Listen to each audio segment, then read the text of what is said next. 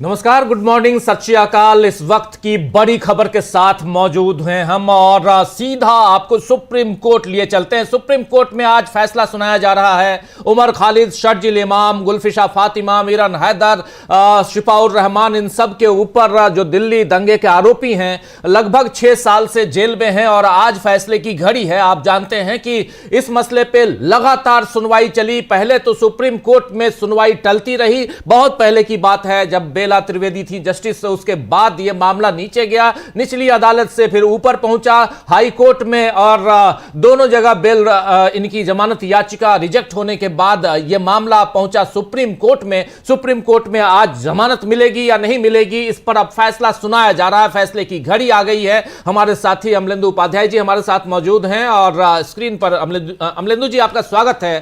क्या कुछ चल रहा है सुप्रीम कोर्ट में अमलेंदु जी इस वक्त, क्योंकि उमर खालिद और गुलफिशा फातिमा, मीरन हैदर, शिफाउर रहमान, ये तमाम जो एक्टिविस्ट हैं, दिल्ली दंगे के आरोपी हैं, ये सब जेल में पिछले लगभग 6 साल से बंद हैं और आज फैसले की घड़ी है और बेंच बैठ चुकी है। बेंच ने शायद अपनी बात रखना शुरू कर दिया है। क्या कुछ है? जी Rajiv ji, justice Ravindra Kumar, justice NV Anjaria की बेंच है, उसने फैसला सुनाना शुरू कर दिया है और फैसला जो सुनाया जा रहा है उसमें अब तक जो बात कही है वो मैं आपको बता देता हूँ कि ये अपीलें हाई कोर्ट के बेल देने से मना करने के कॉमन फैसले से आई है। संविधान के अनुच्छेद 21 के तहत लंबे समय तक जेल में रहने और आज़ादी पर दलीलें दी गई।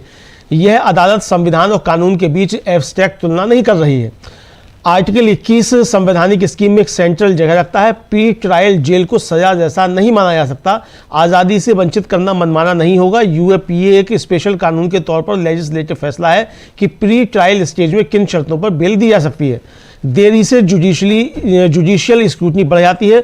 चर्चा सिर्फ देरी और लंबे समय तक जेल में रखने तक ही सीमित रही है। UAPA के अपराध शायद ही कभी अलग अलग कामों पर सीमित होते हैं। कानूनी स्कीम इसी समझ को दिखाती है। UAPA की धारा 43D5 जमानत देने के सामान्य प्रावधानों से अलग है। ये न्यायिक जांच को बाहर नहीं करता है या डिफॉल्ट की स्थिति में जमानत देने से इनकार करने का आदेश नहीं देता है। इतनी बात अभी तक आदेश में राजीव जी आई है। जी, मतलब ये UAPA इनके ऊपर लगाया गया है। अब UAPA क्यों लगाया गया? ये जेल में इतने दिनों से बंद हैं, इसको बताया जा रहा है कि जेल में इतने दिनों से बंद हैं तो इसको सजा के रूप में नहीं माना जा सकता है और जमानत की याचिका पर सुनवाई चल रही थी और इस सुनवाई की देरी पर अपनी बात रखी जा रही है। जमानत का जो बचाव पक्ष है इस पे बात हो रही है। चर्चा केवल विलंब और लंबी कैद तक ही सीमित नहीं रह सकती। यहां कहा जा रहा है जमानत बचाव पक्ष के मूल्यांकन का मंच नहीं है। ये सारी बातें यहां कही जा रही है। और यहां UAPA के तहत आने वाले अपराध शायद ही यहां जो बातें हो रही हैं, उचित प्रयोग के लिए न्यायालय को एक व्यवस्थित जांच करनी होती है। ये सारी बातें यहां कही जा रही हैं। अलग अलग यहां जो अपराध हैं अलग अलग कृत्यों के UAPA में होते हैं। ये सारी बातें यहां हो रही है अमलेंदु जी और यहां फैसले को सुनाया जा रहा है। जो फैसला है वो सुनाया जा रहा है और आगे कहा जा रहा है कि जमानत जो है वो बचाव का मूल्यांकन करने का मंच नहीं है। न्यायिक रोक ड्यूटी से मुंह मोड़ना नहीं है। सही तरीके से लागू करने के लिए अदालत को एक स्ट्रक्चर्ड जांच करनी होगी। क्या जांच से पहली नज़र में अपराध का पता चलता है? क्या आरोपी की भूमिका का अपराध करने से कोई वाजिब संबंध है? ये अभी तक जी बिल्कुल आया है। बिल्कुल, यहां पर आपको बता दूं कि आज उमर खालिद, मीरन हैदर, गुलफिशा फातिमा, इन तमाम दिल्ली दंगे के आरोपियों के ऊपर फैसला, जमानत का फैसला आ रहा है। ये कोई केस का फैसला, ट्रायल नहीं, ये सिर्फ और सिर्फ जमानत का फैसला है। और इस फैसले में आखिर क्या कुछ हो रहा है, फैसला सुनाया जा रहा है जिसमें इसमें कहा जा रहा है कि UAPA की धारा 43D5 जमानत देने के सामान्य प्रावधानों से अलग है। यह न्यायिक जांच को बाहर नहीं करता है या डिफॉल्ट होने पर जमानत से इनकार को अनिवार्य नहीं बनाता है। यह बात यहां पर अपने फैसले में पूरी बात लिखी गई है। वो सारी बातें यहां बताई जा रही हैं और फैसला किस दिशा में जा रहा है यह देखना होगा। लेकिन इस वक्त 2 जजों की बेंच फैसला सुना रही है और इसमें साफ साफ कहा जा रहा है कि जमानत बचाव पक्ष के मूल्यांकन का मंच नहीं है। न्यायिक संयम कर्तव्य का परित्याग नहीं है। उचित प्रयोग के लिए न्यायालय को एक व्यवस्थित जांच करनी होगी। क्या जांच से प्रथम दृष्टया अपराध सिद्ध होते हैं? क्या आरोपी की भूमिका का अपराध घटित करने में कोई उचित संबंध है? ये सारी बातें सवालों के हिसाब से कही जा रही हैं, पूछी जा रही हैं, बताई जा रही हैं। ये जो फैसला है, निर्णय है, उस निर्णय में ये जो फैसला सुप्रीम कोर्ट का आ रहा है, इस फैसले में अभी फैसला जो लिखा गया है उसको दोनों जजों की बेंच पढ़ रही है, जिसमें अरविंद कुमार और एनवी अंजारिया हैं। इन दोनों जजों की बेंच इस फैसले को पढ़ रही है। आपको बता दूं कि 2 सितंबर को हाई कोर्ट ने इनकी जमानत याचिका खारिज कर दी थी और उसके बाद सुप्रीम कोर्ट की तरफ रुख किया इन लोगों ने। सुप्रीम कोर्ट में लगातार सुनवाई चली और 10 दिसंबर को फैसला सुरक्षित रख लिया गया था। 10 दिसंबर के बाद आज 5 जनवरी 2026 को फैसले की घड़ी है और फैसला पढ़कर सुनाया जा रहा है सुप्रीम कोर्ट में दोनों जजों की बेंच की तरफ से। आगे क्या चल रहा है? जी, जस्टिस अरविंद कुमार जो है वो उन्होंने यूएपीए की धारा 15 जो है उसके स्वरूप और प्रयोज्यता को पढ़ा, जो आतंकवादी कृत्य को परिभाषित करती है, और फिर ये कहा कि मौत या तबाही के अलावा इस नियम में ऐसे कई काम शामिल हैं जो सेवाओं में रुकावट डालते हैं और अर्थव्यवस्था के लिए खतरा पैदा करते हैं। यानी सिर्फ मौत का ही मामला नहीं है, अगर आप सरकारी काम में बाधा डाल रहे हैं और अर्थव्यवस्था के लिए खतरा पैदा हो रहा है तो वो भी यूएपीए के अंतर्गत आता है। धारा 15 जो है उसको वो बता रहे हैं जस्टिस अरविंद कुमार। जी बिल्कुल बिल्कुल, जस्टिस अरविंद कुमार ही फैसला पढ़ रहे हैं। जस्टिस अरविंद कुमार इस बेंच को लीड कर रहे हैं, इनके साथ हैं एनवी अंजारिया। इन दोनों जजों की बेंच ये फैसला सुना रही है, पढ़ रही है, जिसमें न्यायमूर्ति अरविंद कुमार कह रहे हैं कि यूएपी की धारा जो 15 है उसके दायरे और उसकी जो एप्लीकेबिलिटी है उसको यहां पर बता रहे हैं, उसकी व्याख्या कर रहे हैं, जिसमें आतंकवादी कृत्य को यानी टेररिस्ट एक्ट को परिभाषित किया गया है। टेररिस्ट एक्ट को परिभाषित किया गया, डिफाइन किया गया है। यूएपीए डिफाइनिंग टेररिस्ट एक्ट, यहां पर धारा 15 के तहत, सेक्शन 15 के तहत इसका जिक्र कर रहे हैं और इसके साथ साथ कह रहे हैं कि किसी कृत्य में कोई काम अगर होता है उसमें किसी की मौत होती है या विनाश होता है, ऐसे के इसके अलावा ये प्रावधान उन कृत्यों को भी शामिल करता है जो सेवाओं को बाधित करते हैं और अर्थव्यवस्था के लिए खतरा है, यानी सर्विसेज को बाधित करना, अर्थव्यवस्था को खतरा पैदा करना। इसलिए ये कृत्य, ये धारा 15, यहां 15 का जिक्र कर रहे हैं, ये अलग अलग किसी ढंग से एस्टैब्लिश करने की कोशिश हो रही है कि हम जो निर्णय सुनाने जा रहे हैं वो निर्णय सही कैसे होगा, ये बताने की कोशिश हो रही है। पहले उसको एस्टैब्लिश किया जा रहा है अमलेंदु जी। जी, एस्टैब्लिश किया जा रहा है और ये भी कहा जा रहा है कि जांच सिर्फ इस बात तक सीमित है कि क्या यह कानूनी ढांचे को ध्यान में रखती हुई पहले नजर में सीधे तौर पर शामिल या साजिश करने वाला है और क्या लोगों के तथ्य किसी बदलाव की जरूरत बताते हैं। हम जमानत की अर्जी पर विचार करते समय दोहराते हैं कि रिकॉर्ड से पता चलता है कि हर आरोपी एक ही स्थिति में नहीं है, यानी हर आरोपी की एक ही स्थिति नहीं है। इसका मतलब राजीव जी कि कुछ आरोपियों को जमानत मिलेगी और कुछ को जमानत नहीं मिलेगी, ये समझा जा सकता है अभी तक की बात से। जी बिल्कुल बिल्कुल सही कह रहे हैं और शुरुआत में ही कह दिया था जजेस ने कि चूंकि ये थोड़ा लंबा है, लेंदी है, तो इसलिए ये मैं पढ़ के अभी सुनाऊंगा पहले, फिर फैसला बताऊंगा अपना फाइनली कि बेल यानी जमानत स्वीकार की जाती है, जमानत दी जाती है या नहीं दी जाती है, बेल ग्रांटेड और रिजेक्टेड, ये बात हम बाद में बताएंगे। लेकिन पहले अपनी बात रखना चाह रहे हैं जज, और जजेज यहां पे अपनी बात रख रहे हैं। Justice Arvind Kumar, justice NV Anjaria की बेंच, यहां पर उमर खालिद, मीरन हैदर, गुलफिशा फातिमा और शिफाउर रहमान, इन सब के शर्जिल इमाम, इन सब पर आज फैसला सुनाया जा रहा है। फैसले की घड़ी है। जजमेंट में यह कहा जा रहा है कि प्रत्येक अपील की स्वतंत्र रूप से जांच करना आवश्यक हो जाता है। रिकॉर्ड से पता चलता है कि सभी अपीलकर्ता की दोष सिद्धि समान नहीं है। सहभागिता के क्रम के अनुसार न्यायालय को प्रत्येक आवेदन का अलग अलग मूल्यांकन करना होता है। अनुच्छेद 21 के तहत राज्य को लंबी अवधि की पूर्व परीक्षण हिरासत को उचित ठहराना होगा। ये सारी बातें यहां पर, यानी अनुच्छेद 21 के तहत राज्य को लंबी अवधि की पूर्व परीक्षण हिरासत को उचित ठहराना होगा। ये भी कहा जा रहा है 21 के अनुसार कि आपने इतने लंबे अवधि तक इनको अगर आपने कैद में रखा है, हिरासत में रखा है, तो आखिर ऐसा क्या किया, क्या जरूरत थी इनको कैद में रखने की, ये भी आपको यहां पर साबित करना होता है इस 21 के तहत। ये यहां बताया जा रहा है। जजमेंट पढ़े जा रहे हैं कि आखिर आपने प्री ट्रायल कस्टडी जो की है जी। वो कस्टडी आखिर उसकी जरूरत क्यों थी। और इसके साथ साथ ये भी कहा जा रहा है कि इस प्रक्रिया से षड्यंत्र के अभियोजन पक्ष का मामला खारिज नहीं होता। उमर खालिद और शर्जील इमाम अन्य आरोपियों की तुलना में गुणात्मक रूप से भिन्न स्थिति है, यानी कि सबकी स्थितियां उमर खालिद और शर्जील इमाम और ये दोनों जो हैं अन्य आरोपियों की तुलना में गुणात्मक रूप से भिन्न स्थिति में हैं। ये लोग डिफरेंट हैं। उमर खालिद और शर्जील इमाम की बात यहां कही जा रही है कि उमर खालिद और शर्जील इमाम का केस जो है बाकी आरोपियों से अलग है, ये कहा जा रहा है। जी जी जी बिल्कुल, ये कहा जा रहा है कि उमर खालिद और जो शर्जील इमाम है इनका केस अलग है और बाकियों के केस अलग हैं। एक तरीके से ये स्पष्ट कर दिया। अब ये समझ में नहीं आया राजीव जी अभी तक के आदेश से कि शर्जील इमाम और उमर खालिद को जमानत मिलेगी, बाकियों को नहीं मिलेगी, या बाकियों को जमानत मिलेगी और शर्जील इमाम उमर खालिद को नहीं मिलेगी, ये अभी समझ में नहीं आ रहा है।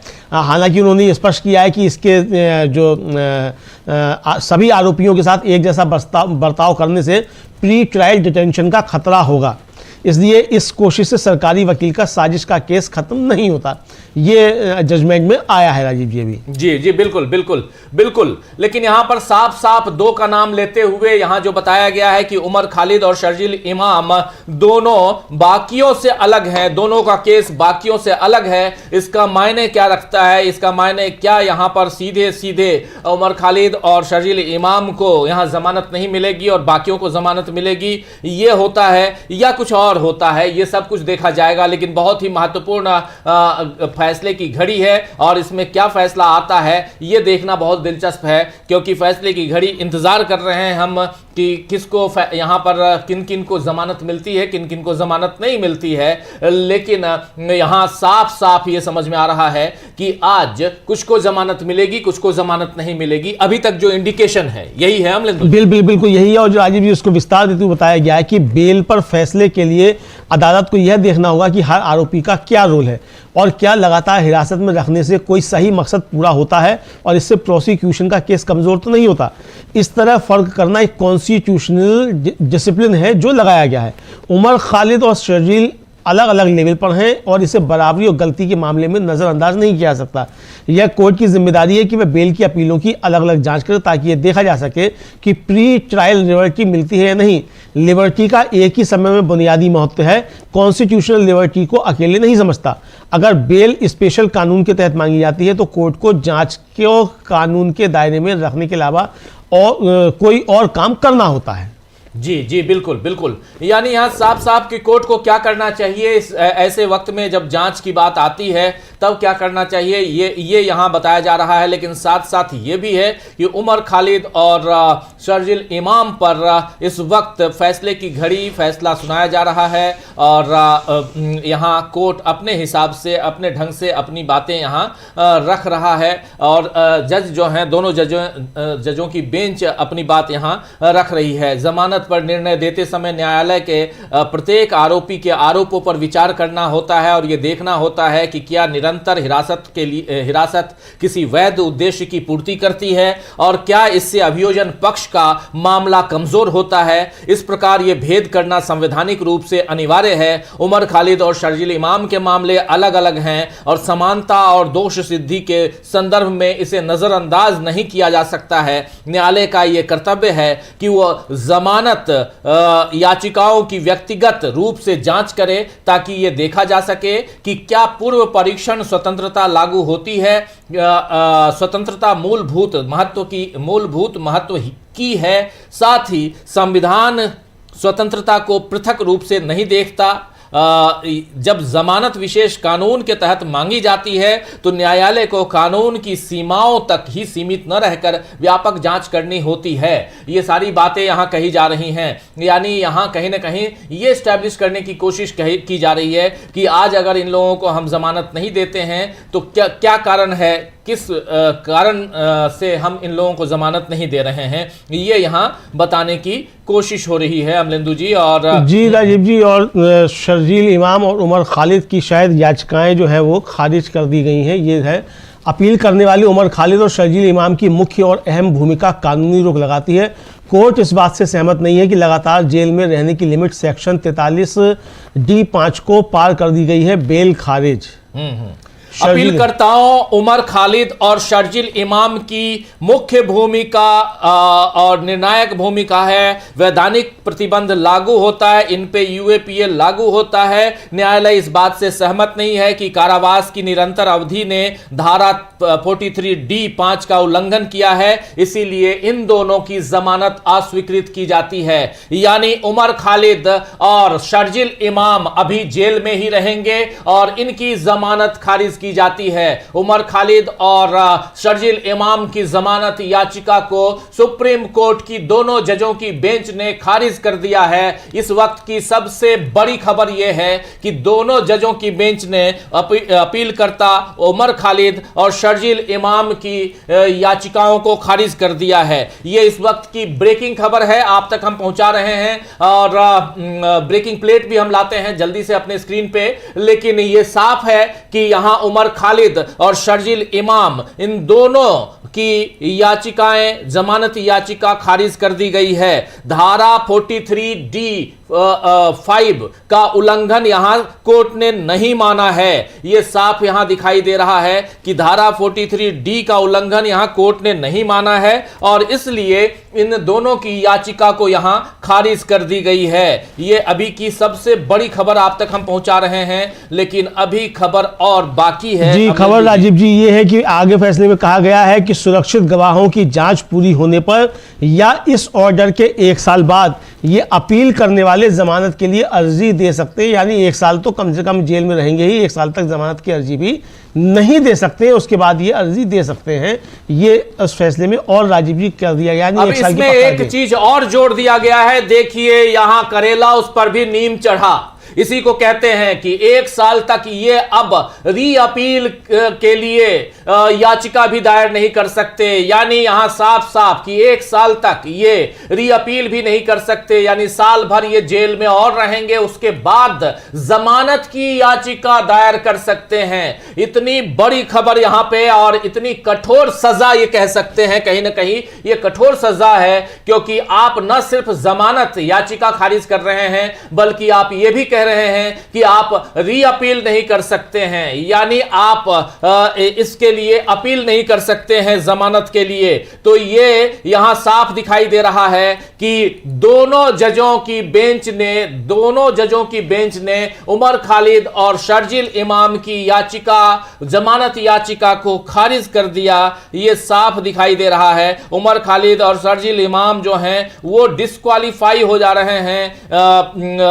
इस जमानत याचिका में साफ साफ कहा गया है कि हम इनको जमानत नहीं दे सकते हैं। ये बात यहां आ रही है अमलेंदु जी। आगे कुछ आगे राजीव जी है कि गुलफिशा फातिमा, मीरान हैदर, शिफाउर रहमान, मोहम्मद सलीम खान और शादाब अहमद को रिहा किया जाता है, मतलब इनकी बेल ग्रांट की जाती है। इन आरोपियों को जमानत देने से यह नहीं लगता कि उनके खिलाफ आरोप कमजोर पड़ गए हैं। उन्हें नीचे दी गई शर्तों, लगभग 12 शर्तें हैं, पर जमानत पर रिहा किया जाएगा। अगर शर्तों का उल्लंघन होता है तो ट्रायल कोर्ट आरोपियों की बात सुनने के बाद जमानत रद्द करने के लिए आजाद होगा। बिल्कुल बिल्कुल बिल्कुल, यहां पर साफ साफ कहा गया है कि सुरक्षित गवाहों की जांच पूरी होने पर या इस आदेश की तारीख से 1 वर्ष पूरा होने पर यह अपीलकर्ता जमानत के लिए आवेदन कर सकते हैं। 1 साल आज की तारीख से सीधे अब 5 जनवरी 2027 से पहले 5 जनवरी 2027 से पहले उमर खालिद और शर्जील इमाम अपनी जमानत याचिका पर अपील नहीं कर सकते। उमर खालिद और शर्जील इमाम जेल में ही रहेंगे उमर खालिद और शर्जील इमाम। लेकिन गुलफिशा फातिमा, मीरान हैदर, शिफाउर रहमान, मोहम्मद सलीम खान और शादाब अहमद, ये गुलफिशा फातिमा, मीरान हैदर, शिफाउर रहमान, मोहम्मद सलीम खान, शादाब अहमद, इन सबको जमानत दी जाती है, इन सबको जमानत दे दी गई है। लेकिन इसके साथ उमर खालिद और शर्जील इमाम को बड़ा झटका लगा है। सुप्रीम कोर्ट ने इन दोनों की याचिका खारिज कर दी है। जेल में ही रहेंगे उमर खालिद और शर्जील इमाम। सुप्रीम कोर्ट से नहीं मिली जमानत, और न सिर्फ जमानत बल्कि यहां साफ साफ यह भी है कि इन दोनों को अगले साल यानी 5 तारीख तक। और इसमें एक बात यह है कि अगर जांच पहले पूरी हो जाती है तब ये अपील कर सकते हैं, लेकिन जांच पूरी नहीं होती है। जांच कौन पूरी करेगा? वो पूरी करेगा जांच के लिए जो टीम बैठी हुई यानी पुलिस करेगी जांच। लेकिन पुलिस क्या ये जांच चाहती है जल्दी करना? ये भी बड़ा सवाल है। जी बिल्कुल, अगर जांच करना ही चाहती तो इतना अभी तक लंबे समय तक अभी तक चार्जशीट दाखिल क्यों नहीं होती? सब सप्लीमेंट्री चार्जशीट ही दाखिल हो रही है, और सप्लीमेंट्री चार्जशीट भी नहीं, एक तरीके से कहा जाए हलफनामा जो वो दायर किया गया है। तो इसको लेकर तो ये सवाल उठ रहे हैं राजीव जी, और सवालों पर मतलब उठना शुरू हो जाएंगे। हालांकि जजमेंट में ये भी कहा गया है कि कुछ आरोपियों की मुख्य भूमिका और दूसरे आरोपियों की मदद करने वाली भूमिका के बीच के फर्क को नज़रअंदाज करने से मनमानी होगी, यानी मनमानी जो है वो रोकी जाए, तो इसलिए सबकी भूमिका पे अलग अलग विचार किया जाएगा, ये लगता है कहा जा रहा है। जी जी जी जी बिल्कुल सबकी भूमिका पर अलग अलग विचार किया जाएगा। लेकिन जिनको जमानत दी गई है उनमें गुल्फिशा फातिमा है, मीरान हैदर है, शिफाउर रहमान है, मोहम्मद सलीम खान और शादाब अहमद, इन सबको जमानत दी जाती है, साफ साफ कोर्ट ने कहा है। लेकिन उमर खालिद और शर्जील इमाम को जमानत नहीं दी जाती, इनको 1 साल बाद अपील करना होगा। बाकी 5 आरोपियों को राहत दी गई है, 7 में से 5 आरोपी राहत, और इन 5 आरोपियों को जमानत देने से उनके खिलाफ लगे आरोपों में कोई कमी नहीं आती है। उन्हें निम्नलिखित शर्तों के अधीन जमानत पर रिहा किया जाता है, और उसमें लगभग 12 शर्तें हैं, जो शर्तें वहां बताई गई हैं। अगर शर्तों का उल्लंघन होता है तो ट्रायल कोर्ट आरोपियों की सुनवाई के बाद जमानत रद्द करने के लिए स्वतंत्र होगा। साफ साफ कहा गया है कि ट्रायल कोर्ट इस जमानत को रद्द करने के लिए सुनवाई के दौरान, सुनवाई के बाद जमानत रद्द करने के लिए ट्रायल कोर्ट जो है वो स्वतंत्र होगा। यानी ये मामला भी ट्रायल कोर्ट को दे दिया गया है। ट्रायल कोर्ट जब चाहे तब इनकी जमानत रद्द कर सकता है। हाँ, ये तो कर सकता है अगर उसका मिसयूज होता है। लेकिन एक साथ और जोड़ी गई है आदेश में राजीव जी कि चाहे कोई खास कानून बनाया गया हो, अदालत उसे लागू करने के लिए मजबूर है। अदालत आइडियोलॉजी के आधार पर नहीं बल्कि कानून को चलाने वाले रोल और मटेरियल के आधार पर आगे बढ़ सकती है। ट्रायल कोर्ट को मामले को तेजी से आगे बढ़ाना चाहिए और प्रोटेक्टेड गवाहों से बिना किसी देरी के पूछताछ की जानी चाहिए। ट्रायल कोर्ट कानून के हिसाब से कार्रवाई को रेगुलेट करेगा। यह पक्का किया जाता है कि ट्रायल समय पर हो और इससे केस की मेरिट पर कोई ऑब्जर्वेशन नहीं समझा जाना चाहिए। जी जी जी, चाहे कोई विशेष कानून बनाया गया हो, न्यायालय उसका पालन करने के लिए बाध्य है। कोई भी विशेष कानून बनाया गया हो, न्यायालय उसका पालन करने के लिए बाध्य है। न्यायालय विचारधारा के आधार पर नहीं बल्कि कानून के दायरे और उसमें निहित प्रावधानों के आधार पर कार्यवाही कर सकता है। परीक्षण न्यायालय को, यानी जांच जो है वो न्यायालय को मामले की सुनवाई शीघ्रता से करनी चाहिए। जांच परीक्षण न्यायालय जो यहां पर मतलब जो ट्रायल कोर्ट है, मेनली ट्रायल कोर्ट को इस मामले की सुनवाई जल्दी से जल्दी करनी चाहिए और संरक्षित गवाहों की जांच बिना किसी देरी से की जानी चाहिए। परीक्षा ट्रायल कोर्ट को कानून के अनुसार कार्यवाही का संचालन करना चाहिए। यह समय पर सुनवाई सुनिश्चित करने के लिए है और इसे मामले की खूबियों पर किसी टिप्पणी के रूप में नहीं समझा जाना चाहिए। यहां साफ साफ सुप्रीम कोर्ट ने कहा है, दोनों जजों की बेंच ने कहा है कि this is ensured for timely trial and must not be constructed as any observation on merits of the case. यहां पर कहा जा रहा है साफ साफ दोनों जजों की बेंच की तरफ से, यानी उमर खालिद और शर्जील इमाम की जमानत याचिका को खारिज करते हुए 5 अन्य जो आरोपी हैं उनको जमानत दे दी गई है। और ये जो 5 अन्य आरोपी हैं उनमें गुल्फिशा फातिमा हैं, उनमें मीरान हैदर हैं, शिफाउर रहमान हैं, शादाब अहमद हैं, इन सबको जमानत दे दी गई है। लेकिन यहां बाकी 5 के अलावा जो मुख्य रूप से 2 हैं उनको जमानत नहीं दी गई है। न सिर्फ जमानत दी गई है बल्कि उनके साथ यह भी कहा गया है कि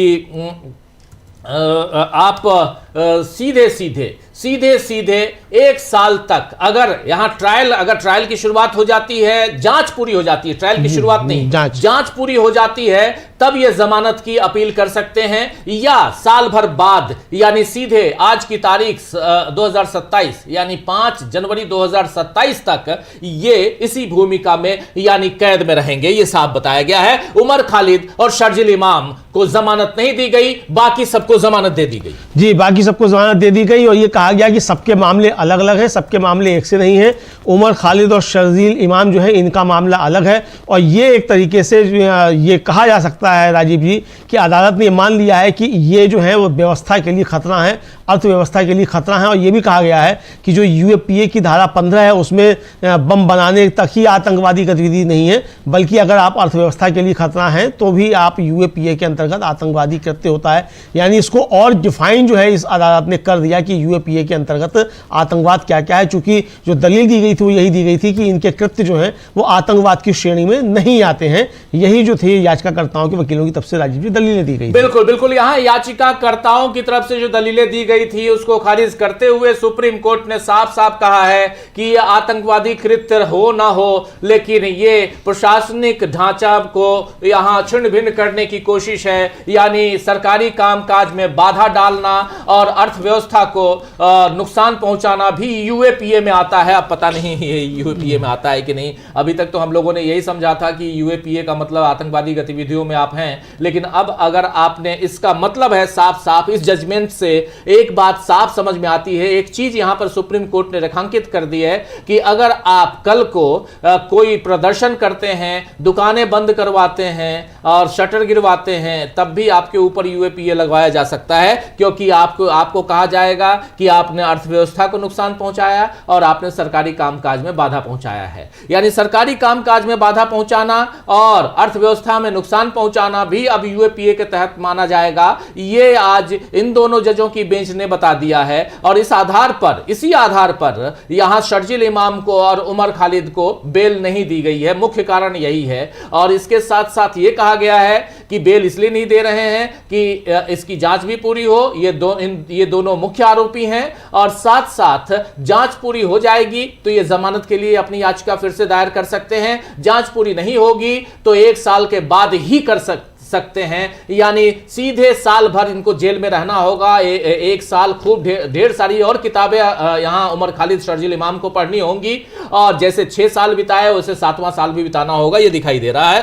और क्योंकि जांच कितनी तेज गति से चल रही है वो 6 साल में दिखाई तो दे रहा है, इसलिए यह भी तय मानिए कि जांच। लेकिन दूसरी बात, इन पांचों को जमानत दी गई है, इनके लिए भी एक बहुत ही जो तलवार की धार पर ये बाहर रहेंगे, क्योंकि कभी भी लोअर कोर्ट जो है कभी भी इनकी जमानत खारिज कर सकता है। वो भी यहां कह दिया गया है, साफ साफ बता दिया गया है। सुप्रीम कोर्ट ने ये इस ऑर्डर में लिख दिया है कि लोअर कोर्ट जब चाहे, ये देखते हुए कि ये उसका उल्लंघन कर रहे हैं, जो 12 पॉइंट दिए गए हैं उसका उल्लंघन कर रहे हैं, तो लोअर कोर्ट कभी भी इनकी जमानत खारिज कर सकता है। ये साफ यहां दिखाई दे रहा है। बिल्कुल राजीव, यही साफ दिखाई पड़ रहा है कि सुप्रीम कोर्ट इनकी याचिका जो है वो मतलब उनकी जमानत ट्रायल कोर्ट जो है वो कभी भी खारिज कर सकता है, चूंकि जो जांच एजेंसी है वो जाएगी कि भाई ये तो है उसका उल्लंघन कर रहे हैं शर्तों का, जो 12 शर्तें दी गई हैं, और इनकी जमानत खारिज की जाए तो तुरंत जमानत खारिज कर दी जाएगी। ये राजीव जी समझा जा सकता है। तो अभी तक तो यही लग रहा है कि इसी तरीके का फैसला शायद आया है। बिल्कुल बिल्कुल बिल्कुल, जो फैसला है ये, इस फैसले पर अब बहुत सारी बातें होंगी, लेकिन इतना तय है कि यहां 2 को छोड़कर बाकियों को जमानत तो मिल गई, लेकिन अब यहां सबसे बड़ी बात है कि इन दोनों को जो जमानत दी गई, इन दोनों को जो जमानत नहीं दी गई है उस पर अभी बहुत सारी बातें होना बाकी हैं। होंगी बातें, क्यों नहीं होंगी, और कोर्ट का फैसला और उस फैसले पर बात होती रही है। ये कोर्ट का फैसला है और यहां पर साफ साफ ये भी कहा गया है कि यह उचित समझा जाता है कि निचली अदालत यह सुनिश्चित करने का प्रयास करे कि संरक्षित गवाहों की जांच बिना किसी देरी के आगे बढ़े, मुकदमे को अनावश्यक रूप से लंबा नहीं खींचा जाना चाहिए। निर्णय यहां पर फिर दूसरा है कि मुकदमा जो है वो निरंतरता के साथ आगे बढ़ना चाहिए। हम विद्वान वरिष्ठ वकील और वकीलों की टीम द्वारा दी गई सहायता के लिए आभार व्यक्त करते हैं। इन लोगों ने जो अब learned senior council and the team of lawyers के लिए इन्होंने धन्यवाद कहा। इसके बाद इस चैप्टर को क्लोज किया यहां पे, ये साफ, लेकिन यहां साफ दिखाई दे रहा है कि कहीं ना कहीं इस मसले पर, ये जो अभी जो जमानत दी गई है, इस मसले पर जिनको जमानत मिली और जिनको जमानत नहीं मिली, इसमें जो फैसला सुनाया गया, इस फैसले पर कई तरह की बातें आएंगी। जमानत मिली लेकिन शर्तें जो थोपी गई उस पर भी जमानत नहीं मिली और वहां जो शर्तें थोपी गई उस पर भी। लेकिन बड़ा झटका है यहां उमर खालिद और शर्जील इमाम को। ऐसे भी ये माना जा रहा था कि पता नहीं यहां जमानत यहां भी मिलेगी कि नहीं मिलेगी, जिस ढंग से इन लोगों के साथ चल रहा है। आपने देखा कि न्यूयॉर्क के जो नवनिर्वाचित जो मेयर हैं जुरहान ममदानी, उनके साथ 8 सांसदों ने अमेरिका के 8 सांसदों ने चिट्ठी लिखी थी कि आप मानवाधिकार का हनन मत कीजिए, इन लोगों को इतने साल से जेल में रखे हुए हैं, इस पर फैसला सुनाइए। और फैसला सुनाया गया तो यहां 5 लोगों को जमानत दे दी गई है, 2 को जमानत नहीं मिली है। आज न कल इन्हें भी जमानत मिलेगी, क्योंकि देर है अंधेर नहीं कहा जाता है। मगर बात यही है कि आखिर जमानत नहीं मिली और इसमें जो एक बात रखी गई है ये डरावनी है कि अगर आप सरकारी कामकाज में बाधा डालते हैं और आर्थिक यानी अर्थव्यवस्था को नुकसान पहुंचाते हैं तो आपके ऊपर यूएपीए लगाना जायज है, ये कहा गया है। ये जो मामला है ये डरावना है, बहुत बहुत डरावना है राजीव जी। और डरावना इसलिए भी है कि आपने एक आतंकवाद की नई परिभाषा भी आपने आज इस तरीके से कहा जाए, सुप्रीम कोर्ट ने जो है वो निर्धारित कर दी कि यूएपीए में नई आतंकवाद की परिभाषा क्या है। दूसरा राजीव जी जो सवाल यहाँ उठता है, कानूनी जो सब विशेषज्ञ हैं उनसे भी हम लोग बातचीत करेंगे कि आपने ये फैसला दे दिया कि अगर जांच नहीं होती है तो इस आदेश के 1 साल के बाद आप जमानत के लिए अप्लाई कर सकते हैं। तो अगर जांच पूरी नहीं होती है और 1 साल के बाद जमानत के लिए अप्लाई कर सकते हैं तो इस 1 साल में ऐसी कौन सी परिस्थितियां पैदा हो जाएंगी जो जमानत मिल जाएगी, और ऐसी कौन सी परिस्थितियां हैं जो 1 साल पहले आज वो नहीं मिल सकती हैं अगर जमानत।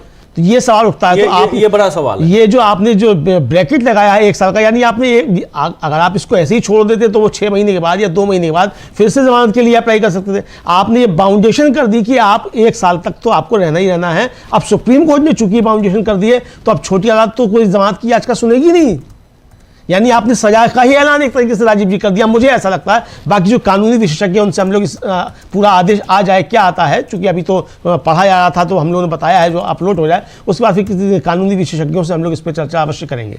बिल्कुल बिल्कुल, कानूनी विशेषज्ञों से इस पर हम चर्चा जरूर करेंगे। लेकिन बहुत ही महत्वपूर्ण है आज का दिन और इसमें यह जानना जरूरी है कि आखिर इन दोनों को जो फैसला यह सुनाया गया कि बेल डिनाइड यानी जमानत अस्वीकार अगर उमर खालिद और शर्जील इमाम के नाम के आगे किया गया तो यह ऐसा क्यों किया गया, और इसको लेकर जो टिप्पणियां हुई हैं वो टिप्पणियां कितनी यहां पर महत्वपूर्ण है ये भी जानना होगा। तो इन सब को लेकर जब हम 12 बजे फिर से न्यूज रूम से लाइव करेंगे तो इस पे जरूर चर्चा करेंगे अमलेंदु जी, और हम कोशिश करेंगे कि किसी ऐसे वरिष्ठ वकील से बात की जाए जो इस मसले पर बहुत इत्मीनान से अपनी बात रख पाए। बहुत महत्वपूर्ण है कानूनी पहलुओं को समझना, लेकिन साथ साथ यह भी जानना जरूरी है कि उमर खालिद और शर्जील इमाम को छोड़कर बाकियों को जमानत तो दे दी गई, लेकिन बाकियों को जब जमानत दी गई तो कहा गया कि उमर खालिद शर्जील इमाम का केस कुछ और है, इनका केस कुछ और है। ये लोग सहायक की भूमिका में थे, जबकि ये याद रखिए कि उमर खालिद और शर्जील इमाम दोनों दिल्ली दंगे के समय दिल्ली में नहीं थे। दोनों साबित भी हुआ है कि दिल्ली में नहीं थे। लेकिन अगर अमरावती में उमर खालिद भाषण दे रहे हैं तो क्या वो दिल्ली दंगा करवा रहे थे? अब चूंकि कोर्ट का मामला है इसमें ज्यादा मैं टिप्पणी नहीं करूंगा, लेकिन सवाल यहां पूछे जाएंगे, बहुत सारे सवाल पूछे जाएंगे और कोर्ट के फैसले पर सवाल उठते भी हैं। ट्रायल के समय आप सवाल